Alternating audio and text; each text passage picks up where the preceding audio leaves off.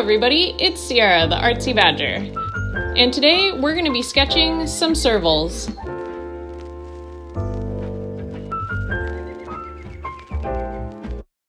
Now, as I've made very well known on this channel, I am a big animal lover. I love all animals, all shapes and sizes, all species, all furry, all scaly, everything in between. But when posed with the question, what is your favorite animal? I often say I don't really have one, because that's just such a hard question to answer. Maybe if you gave me like a handful of animals, I could tell you which one I prefer of the group, but I don't feel like any one animal reigns superior above all else for me. That being said, what I can say for sure is that servals are my favorite of the feline family.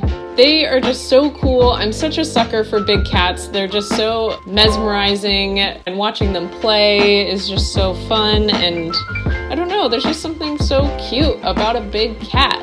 And these aren't even that large of cats. In fact, they really only get to be about 40 pounds, and that is like the absolute biggest that they can get. And they're really even less than 3 feet in length. So when you put it that way, of the big cats, this is on the smaller side. But I just love everything about them. I love their shorter, stubby tails. I love their long, lanky legs. I love their huge bat-like ears. What isn't to love about them? It doesn't help that there is a exotic pet trade for these guys, which definitely tickles my fancy in the slightest bit, but I don't really believe in keeping of exotic animals, especially those that can be barely considered domesticated. And from my knowledge of exotic pet trades, a lot of the times people end up declawing them and doing things to protect themselves rather than protect the animal.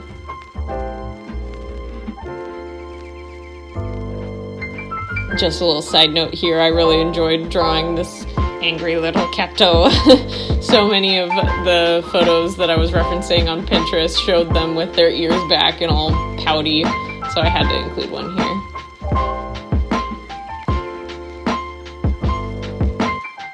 But if it weren't for the sort of moral line that I've drawn for myself about owning a serval, and not to mention the large price tag on these guys, it would be a really cool pet to have.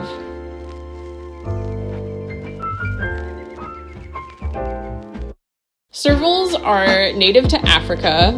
They're most widespread in the sub-Saharan region, except for that they don't live in rainforests. They're active in the day and at night, and they are mostly solitary creatures with very minimal social interaction. They establish territories that range between 4 and 12 square miles, and they're carnivores, of course, but they prey on everything between rodents, birds, frogs, insects, and reptiles, so there's really nothing that they aren't willing to go for. Another fun fact about them is they can leap up to 7 feet to be able to catch their prey, which I would say is pretty impressive. Also another reason why I wouldn't want to have them in my house, because what is off limits to them if they can jump that high or that far? They prefer areas that are covered in reeds and tall grasses, such as wetlands and savannas, because it makes for good camouflage. A lot of the cats that have spots on them, this includes jaguars and cheetahs and many other types of cats, really thrive in areas with tall grass because the spots on their body are there to mimic the shadows that long blades of grass cast onto the surroundings. Another thing that I didn't know until I was looking for reference images for this video is that there are melanistic servals. They're extremely rare, but they're all black and they're so cool looking. Honestly, this might be my answer for my favorite animal. I will say specifically melanistic servals. So I decided to use my ballpoint pen to outline these drawings just because I wanted to mix it up a little bit. I use my microns in almost every single video, but sometimes it's nice to just work with your classic office supplies. And honestly, ballpoint pens give a completely different feel than my fine liners do, and sometimes it seems more appropriate for a sketchbook.